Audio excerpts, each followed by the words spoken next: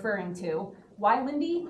Charles Lindbergh flew the Atlantic Ocean at the time. It was known as Lindbergh's Hop. And so that's not to say he had anything to do with the creation of the dance, but everybody was talking about Lindy hopping the Atlantic, and there we have the Lindy Hop dance. You also might have heard the term jitterbug. That came in a little bit later, but if you hear about Lindy Hop or jitterbug or like 1940s swing dancing, 1930s swing dancing, it's kind of all the same idea. The last note I'll make before I hop off of this bandstand is you might have heard about Louis Armstrong.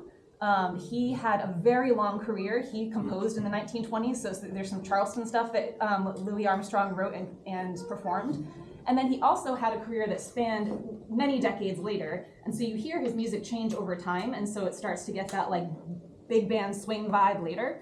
What many people don't know is he had a wife, Lil Hardin Armstrong, who was a composer and musician in her own right and also had a very long career. So the song we're going to be dancing to is a Lil Hardin Armstrong song called You're Gonna Reap What You Sow, and it has this kind of flavor of 1920s sound with a little bit of 1930s creeping in.